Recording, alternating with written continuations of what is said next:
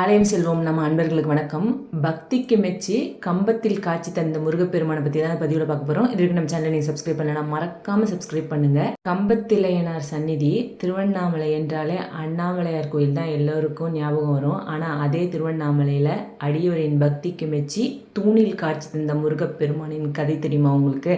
அதை தான் நான் சொல்ல போகிறேன். திருவண்ணாமலையில் ஆட்சி செய்த மன்னன் பிரபுடதேவன்.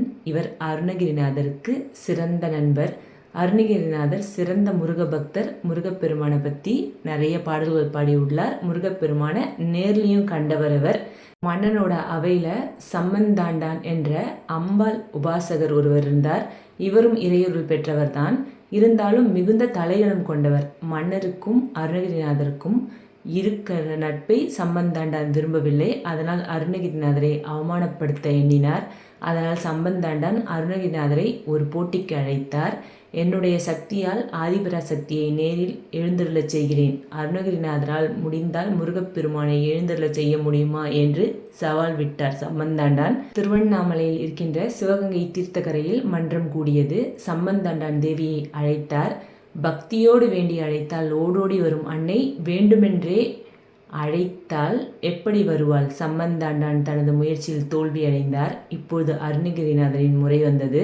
முருகப்பெருமானை நினைத்து பக்தியோடு துதித்து அருணகிரிநாதர் முருகப்பெருமானை வேண்டி அழைத்தார். அப்பொழுது அம்பாள் ஒரு சிறு விளையாட்டை நிகழ்த்த எண்ணினாள். அதனால் முருகனை தனது மடியில் அமர்த்தி தன் கரத்தால் அணைத்து கொண்டாள்.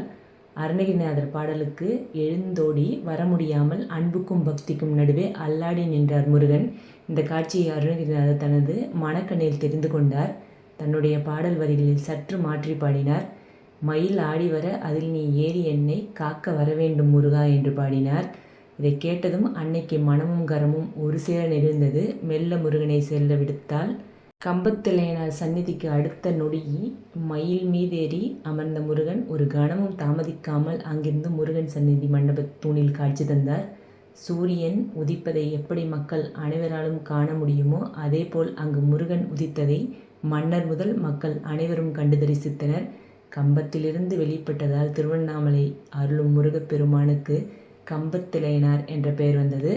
தனது பக்தனை காப்பதற்கு தூணிலும் வந்து காட்சி தந்தார் முருகப்பெருமான். முருகனுக்கு தன்னோட பக்தர்கள் மேலே அவ்வளோ அன்பு. முருகன் மேலே முழு பக்தியோடு நீங்கள் மனம் உருகி கூப்பிடுங்க. இந்த விஷயத்துக்கு எனக்கு கூட நில்லுன்னு சொல்லுங்கள். முருகன் எங்கே இருந்தாலும் நம்ம கூடையே இருப்பான், நமக்கு துணை புரிவான். இதெல்லாம் சத்தியமான உண்மை. முருகனை மனசில் நிறுத்துங்க. முருகன்கிட்ட வேண்டுங்க. மனசார உருகுங்க. முருகனை போற்றுங்க, புகழுங்க. முருகனை முழு பக்தியோடு கும்பிடுங்க. முருகன் நம்ம கூடவே நின்று எல்லாத்தையும் செஞ்சு முடிப்பார். நல்லதே நடக்கும். நம்பிக்கையோடு செயல்படுவோம். நன்றி, வணக்கம்.